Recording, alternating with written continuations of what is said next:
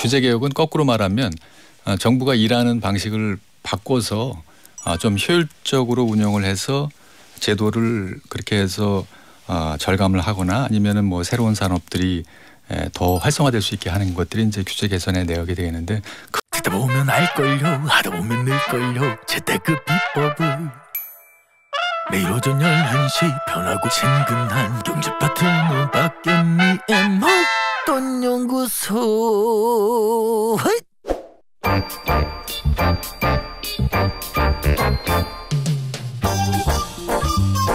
오늘은 새 정부가 출범한 지 1년차 되는 날입니다. 새 정부의 경제정책은 크게 두 가지로 요약을 할 수 있을 것 같아요. 하나는 민간이 중심이 된다. 두 번째는 시장을 복원한다. 이 큰 틀을 이루기 위해서 여러 가지 규제들을 좀 걷어냈다라고 해요. 이 규제들을 걷어내는데 앞장섰던 분입니다. 박문규 국무조정실장 현장에 나오셨는데요. 어떤 걸 잘했고 아쉬운 점은 어떤 거였는지 물어볼게요. 안녕하세요. 네, 안녕하십니까.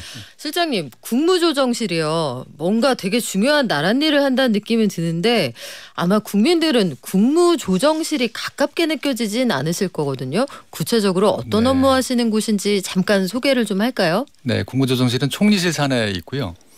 약방의 감초처럼 모든 정부에서 하는 일을 부처 간에 좀 조정해가지고 잘 진행될 수 있게 옆에서 도와주는 그런 조직이 되겠습니다. 일반 국민들은 뭐 특별히 참 알기가 어려운 그런 조직입니다만은 정부 내에서는 여러 가지 현안이 있을 때마다 저희가 조정을 하고 나서고 그런 일들을 담당하고 있습니다. 네, 약방의 감초. 역시 대변인 출신이시라는 게 여기서 티가 나요. 약방의 감초라는 딱 와닿는 표현을 해주셨는데 이게 신호등, 교차로의 신호등 같은 역할을 하기도 하고요. 부처별로 생각이 다를 때 지휘자 역할을 하는 것 같기도 합니다. 제가 제대로 이해한 거 맞나요? 네, 정확하게 말씀하셨습니다. 그래요. 우리 국무조정실장님이 1년 동안 정부에서 자랑하고 싶은 것도 계실 것이고 하지만 좀 아쉬웠다 이런 부분들도 있을 텐데 요거부터 좀 질문을 드릴게요. 예컨대 국무조정실은 여러 가지 의견이 교차할 때 조정을 한다 하셨는데 공공요금 같은 거 있잖아요. 산자부는 이거 올려야 돼요. 원가가 많이 올랐어요. 라고 하고 기획재정부는 물가 부담이 큽니다. 이거 가급적 좀 올리지 맙시다 이러잖아요. 이럴 때 국무조정실은 누구 편 듭니까? 그런 경우에는 국민의 편을 듭니다. 우문현답이네요. 네, 사실 이제 에너지 정책을 담당하는 산업부 입장에서는 에너지원을 담당하는 한전, 가스공사 등의 적자가 워낙 누적되기 때문에 당연히 전기가 가스값을 올려야 되는 거고 또 기재부에서는 물가를 담당하고 있기 때문에 서민 경제 안정을 위해서는 최소화하려고 당연히 그렇게 해야 되겠지만은 국민들의 부담 또 장기적인 또 지속 가능한 경제 운영 이런 것들을 형량을 해서 저희가 가운데서 중재할 수밖에 없지 않나 이렇게 생각합니다. 그래요. 저희는 또 기획재정부에서 정통 경제관료 출신이시잖아요. 그래서 한편으로는 경제관료의 마음을 조금 더 이해하시지 않을까 이런 생각도 했는데 꼭 그런 건 아니군요. 맡은 역할에 따라 차이가 있다고 하겠죠. 그런데 지금 기획재정부에 계시는 분들도 이런 서민 생활의 부담 을 고려하지 않을 수 없을 것이고 또 한편에서는 지금 한전이나 가스공사의 부채가 워낙 과도하기 때문에 이게 연말이 가면은 사실은 채권 발행의 한도액을 초과할 수도 있습니다. 그래서 공공 기업들이 그런 경영을 지속 가능하게 하기 위해서는 불가피한 선택이 아닌가 생각합니다. 국무조정실은 제가 보니까 약간 깍두기 같아요. 여기 편도 아니고 여기 편도 아니고 중간에서 딱 균형을 잡는다. 균형을 잡기 위해서 지난 1년 동안 국무조정실이 가장 힘을 들였던 게 규제 개혁이라고 들었어요. 네, 그렇습니다. 1년 동안 무려 1000건 이상의 규제를 개혁했다라고 하시는데 개혁할 규제가 그렇게 많으셨어요? 네, 그렇습니다. 네, 저희가 우선 모든 정부에서 규제 개혁을 열심히 했습니다. 규제 개혁은 거꾸로 말하면 정부가 일하는 방식을 바꿔서 좀 효율적으로 운영을 해서 제도를 그렇게 해서 절감을 하거나 아니면은 뭐 새로운 산업들이 더 활성화될 수 있게 하는 것들이 이제 규제 개선의 내역이 되겠는데 크게 한 1027건을 지난 1년 동안 규제 개선을 했는데 크게 나누면 첫째 그 국민 생활에 그 불편을 초래하는데 행정 편의적으로 운영되고 있는 제도들이 있습니다. 그런 것들은 좀 과감하게 없애자. 그런 게 대표적인 게 되겠고 두 번째는 중소기업이라든지 기업들이 그 경영을 하는데 애로가 되는 그러한 각종 그 경제 활동을 장애하는 그런 규제가 있습니다. 발목을 잡는 규제. 또 규제 중에는 새로운 시대의 변화에 쫓아가지 못하는 그런 규제들, 제도들이 많이 있습니다. 이런 세 가지 측면에서 이런 것들은 좀 과감하게 바뀌어서 일 잘하는 정부로 만들어보자. 그렇게 해왔고 그런 것 그 결과 1년 동안에 한 1027건이 이것은 법령 개정까지 다 완료된 그런 숫자가 되겠습니다. 또 실제로 또 여기에 플러스해 가지고 한 80여 건은 법 개정안이 국회에 나가 있어서 그것까지 포함한다고 하면 한 1,100여 건의 규제 개선이 이루어졌다 이렇게 말씀을 드리겠습니다. 규제가 사라지면 투자도 늘어나고 경제에 도움이 된다라고 정부에서는 강조를 하잖아요. 근데 이게 경제 효과를 강조를 하시는데 일반 국민이 듣기에는 아니 풀어야 될 규제가 그렇게 많아? 모든 정부가 규제를 푼다고 했는데 아직도 남아있어. 이것도 궁금하고요. 다른 한 가지는 규제를 푸는 거 오케이. 근데 이게 돈이 어떻게 된다는 건지 좀 궁금하거든요. 이게 연결고리가 어떻게 됩니까? 그래서 이제 뭐 산업단지가 있는데 산업단지에 입지 규제가 있습니다. 화학산업단지의 경우에는 화학업종만 들어가게 되어 있는데 산업들이 막 진전이 되면서 예를 들어서 폐플라스틱 재활용 업종이 이제 만들어질 수 있는데 기존의 산업 분류에는 이게 들어가 있지 않습니다.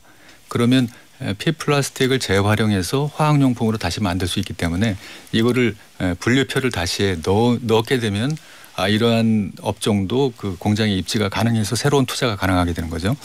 그 포스코 광양 단지의 경우에는 포스코가 이제 제철이니까 제철 관련된 업종들이 입주할 수가 있는데 포스코가 지금 제철뿐만 아니라 심지어 최근에는 2차 전지까지 다 그렇게 지금 그 비즈니스 영역을 확대하면서 또 그 포철 그 제철 과정에서 열이 발생되기 때문에 부생수소라든지 불로수소 같은 거 새로운 에너지원을 만들 수가 있습니다. 그래서 그러면 이 산업단지에 제철업만 들어가야 되느냐 여기서 자동적으로 파생되는 이런 그 다른 산업들이 입지하면 안 되느냐 그래서 그런 산업들도 입지할 수 있게 바꿈으로써 그 공장을 거기에 그 들어설 수 있게 하는 거니까 투자가 늘 수밖에 없습니다. 다른 데 투자를 하려면 지리적으로 크고 그러니까 이게 안 맞는 거죠. 또 어떤 경우에는 파이프관을 연결해서 이쪽에서 나오는 부생가스를 다시 활용해서 재활용한다든지 이러한 입지가 중요한데 그래서 이러한 그 입지 규제를 풀면서 새로운 투자가 이루어질 수 하겠니 그러면은 투자가 이루어지니까 이제 경제 효과에 반영이 되는 거고 어떤 경우에는 이제 뭐 자동차 구입할 때 채권 그 구입 의무 채권 매입 양을 줄여준다든지 또 새로운 신산업이 들어가면 신산업 비즈니스로 인한 매출액 이런 것들을 산출을 하면 그 경제 효과를 만들어낼 수가 있는 거죠. 그래서 1027건 중에서 저희가 측정이 가능한 한 152건을 추려서 KDI에 의뢰를 해서 KDI가 분석을 해봤더니 이번 정부 기간 5년간 약 한 70조 정도의 경제 효과가 만들어질 수 있겠다 하는 그런 결과가 나왔습니다. 네. 그래요. 이게 그러니까 빵 공장 옆에 설탕도 만들고 밀가루도 만들고 하면 물류비 아끼고 여기에서 다 공장 키워서 시너지 낼 수 있지 않겠느냐 이런 말씀으로 이해가 되는데 구체적인 사례를 좀 볼게요. 제가 최근에 강원도에서 40년 묵은 고민이 해결됐다 이런 얘기를 하나 들었거든요. 이게 국무조정실하고 무관치가 않다는데 이게 무슨 얘기입니까?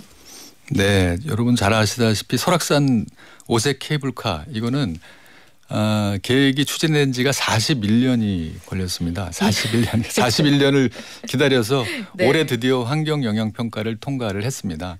사실 이제 수차례 도전을 했는데 지난 정부에서는 그 19년도에 환경 영향 평가까지 다 갔었는데 환경영향평가에서 이 사업 계획이 타당하지 않다라고 부동의 결정을 내렸고 지난 정부의 권익위원장이신 전현희 위원장께서 환경영향평가로는 영향평가 있다 없다를 해야지 사업 자체에 부동의 이런 판단을 하는 것은 위법하다라고 해서 중앙행정심판위원회에서 입법 결정을 내렸습니다. 그래서 다시 환경영향평가를 다시 이제 하게 되는 거죠.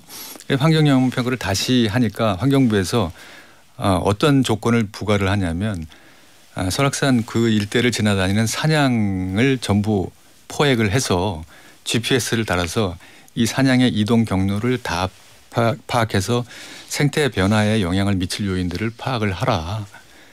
그런 조건을 하니까 환경영향 평가를 할 수가 없는 거죠. 기술적으로. 그거는 뭐 불가능한 조건이기 때문에.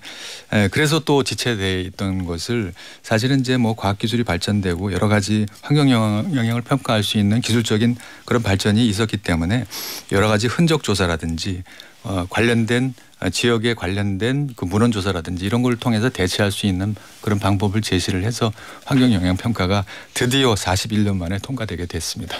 자, 여기에서 강원도의 수건 사업이 하나가 해결이 되는 것이기도 한데 또 반면에 이런 반론도 있을 수 있잖아요. 아니 40년 동안 묵힌 데는 그럴 만한 이유가 있다. 환경도 걱정을 해야 되는 거 아니냐 이런 주장도 있을 수 있지 않을까요? 네, 그렇습니다. 네, 그래서 이 환경영향평가라는 거는 환경적인 영향을 최소화시키면서 그런 개발 계획이 수행되도록 하는 조건을 제시하는 것입니다. 전 세계에 스위스에 가시든지 아니면 장가게를 가시든지 그 미국의 그 국립공원을 가셔도 많은 경우에 이런 케이블카를 이용해서 많은 분들이 심지어 뭐 노약자나 어린이분들이 그런 자연의 대자연의 경관을 즐길 수 있는 것처럼 자연의 파괴를 최소화하면서 이런 환경영향 평가를 통해서 최소화하면서 개발 피해를 최소화하면서 이런 국민들이 이런 환경 이런 자연 경관을 즐길 수 있는 기회를 마련했다. 그런 차원에서 이해하시면 되지 않을까 생각됩니다. 비용 편익을 보셨다 이런 말씀으로 이해가 되는데요. 또 한 가지 쟁점이면서 한쪽에서는 유통업계는 반기고 또 근로자들은 좀 걱정하기도 했던 사안이 하나 더 있습니다. 대형마트의 휴일이 평일로 바뀌는 문제 있잖아요. 네. 이게 대구를 시작으로 해서 이제 청주에서도 네. 이 정책을 우리도 수용을 하겠다라고 하는데 편리해지는 것도 있고요. 걱정되는 것도 있단 말이에요. 국무조정실이 이 규제를 바꾸는 데 또 앞장을 쓰신 부분이 있는데 여기에서 어떤 부분들을 가장 크게 고려를 하셨습니까? 네. 이 대형마트 영업 규제는 한 10년 된 규제입니다. 그동안 주말에 그 대형마트 가다 보면은 문이 닫혀가지고 특히 주말에 이제 그 맞벌이 부부의 경우에는 큰 불편이 있어 와서 사실 그 소비자 측면에서는 굉장히 큰 민원을 제기했던 그런 상황이기도 하지만 한편에서는 인근의 재래시장 상인들이라든지 소상공인 입장에서는 대형마트가 전부 다 손님들을 끌고 가니까 손해가 걱정될 수 있죠. 네, 그래서 그런 법령까지 만들었던 것이죠. 그런데 이제 이번에 그 휴일 영업 규제를 평일로 변경하게 되는 거는 우선 전제 조건이 있습니다. 첫 번째로 그 재래시장 상인들, 소상공인들과 대형마트와 상생 협약을 해야 됩니다. 그러니까 대형마트가 일정한 도움을 주고 소상공인들이 그 도움을 받고 이게 서로 합의가 되지 않으면 이루어질 수가 없는 겁니다. 그래서 대형마트 휴일을 평일로 바꾸는 그 문제에서 고동네 재래시장 상인 또 소상공인들이 우린 반대세 그럼 못하는 거군요. 네, 그런 건 안 되는 거죠. 그런데 이제 지역에 따라서 그 시장의 구조, 위치 이런 거에 따라서 뭐 아파트 단지 근처에는 뭐 전혀 재래시장도 없고 일반 소상공인에 미치는 영향이 없는 지역 이런 지역은 사실 일률적으로 규제하는 것이 그런 지역의 여건에 볼 때 굉장히 그 불편을 초래할 수 있다는 그런 지적이 많았습니다. 그래서 두 가지 조건입니다. 첫째는 이런 그 인근의 상인들, 재래시장 상인들이 합의를 해줘야 되고 그 합의를 위해서는 좀 상생할 수 있는 방안을 가지고 그런 협의를 해내라. 또 한 가지는 대형마트의 근로자하고 사업주 간에 또 근로 조건과 관련돼서 합의가 있어야 된다. 그래서 그런 합의가 되는 것을 전제로 해서 추진을 하는 것이고요. 예를 들어서 대형마트에는 그 주차 공간이 있는데 영업하지 않으면 그 주차 공간은 이제 그냥 놀고 있는 거죠. 재래시장을 안 가는 가장 큰 이유가 주차할 데가 없어서 안 가는 주차가 거죠. 불편해요. 네. 또 이분들이 이제 뭐 그 쇼핑몰 온라인 쇼핑몰 같은 거를 하는데 서툴기 때문에 온라인 쇼핑몰을 그 대형마트 온라인 쇼핑몰에 배너를 설치해서 이용하게 한다든지 택배 차량을 지원해 준다든지 이런 그 지역에서 그 지역 특성에 맞는 상생 협약 프로그램을 만들어서 합의를 하면 얼마든지 윈윈할 수 있는 방법이 있다. 그래서 이제 이걸 추진하게 된 거고 그래서 대구시장님을 직접 뵙고 이러한 지역 실정에 맞게 한번 해보자라고 해서 홍준표 시장께서도 그러면 이 두 가지 전제 그 인근 상인들하고의 그 합의가 되는지 또 근로자들과의 합의가 되는지 이런 전제를 가지고 대구시가 2월 12일 날 시작을 했고 일요일을 월요일로 변경을 했고요. 오늘 5월 10일 날 청주시는 오늘 5월 10일부터 일요일을 수요일로 변경해서 네. 영업을 하기로 했습니다. 그래서 아무래도 이제 이렇게 지역의 특성에 맞게 이제 시작을 하는 단계인데 이런 그 여건이 맞는 지역들이 전국으로 좀 확대되면 아무래도 지역 상권에도 오히려 더 도움이 되지 않을까 그렇게 생각이 되고 뭐 무엇보다도 소비자 입장에서는 상당한 편의성이 좀 높아지지 않을까 그렇게 생각이 됩니다. 네, 그렇군요. 이 근로자들의 휴식권도 충분히 보장을 해야 한다 이런 부분을 강조하신 걸로 알고 있는데 저는 이렇게 깨 같은 것들 있잖아요. 여행자 휴대폰 신고서 작성 의무를 폐지하는 거 이게 사실 되게 귀찮단 말이에요. 이걸 국무조정실이 이런 것도 폐지하는 업무를 하셨다는 거 이거 좀 놀랐습니다. 여기까지 네네. 언제 들여다보신 거예요, 이건? 네. 저희가 이제 뭐 아이템을 찾다 보니까 우선 국민 생활에 네. 불편을 초래하는 소위 말해서 행정 편의적인 규제 그런 아이템을 찾다 보니까 1년에 4,300만 명이 입국을 하는데 외국인의 경우에는 19년 기준으로 하면 1,600만 명이 입국을 합니다. 한 사람이 한 장씩 다 네. 쓰는 거잖아요. 네, 4,300만 장을 쓰는 겁니다. 네. 그런데 실제로 안 써도 되는 게 외국인의 경우는 1,600만 명 중에서 99.9%가 불필요합니다. 사실. 그러니까 저희 신고할 내용 없음이라고 그냥 작성하는데 불편만 있는 그런 내용이 되겠습니다. 그래서 사실은 이게 이거를 그 신고할 사항이 있는 분만 작성하게 해도 충분히 이 소위 말해서 관세 징수 그 목적을 달성할 수 있기 때문에 이번에 과감하게 이 제도를 규제로 완화해서 국민 좀 편리하게 네. 만들었다 그런 말씀드리겠습니다. 자, 앞으로 1년도 기대가 되는데 지금까지 1년은 이렇게 해왔다. 국민들 눈높이에 맞는 부분도 부족한 부분도 아마 있을 겁니다. 앞으로 1년 국무조정실은 어떻게 달려나가실 계획인가요? 네.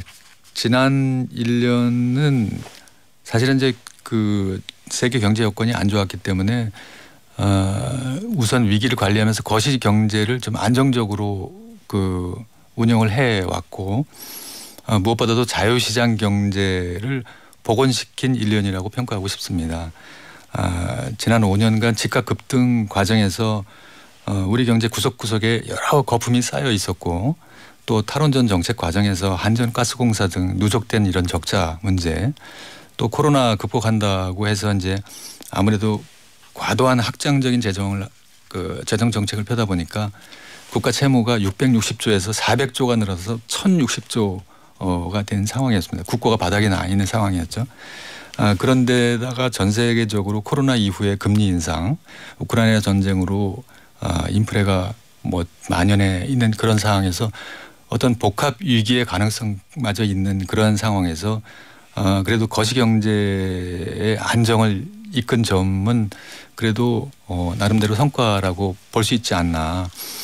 GDP 성장 2.6% 또 인플레이율도 5.1%를 관리했고 그 인플레이션율은 그 금년 그 3월에는 3.7%까지 다시 떨어졌습니다. 이렇게 전반적인 거시 지표가 안정이 되고 수출은 역대 최고치인 그 세계 6위권 그리고 외국인 투자도 300억 불 이상으로 역대 최고치를 기록을 했고 또 무엇보다도 뭐 방산 수출 같은 경우에는 한 70억 불 연간 6, 70억 불 하던 게 170억 불이 됐으니까 어마어마하게 두세 배 정도 이렇게 늘었죠.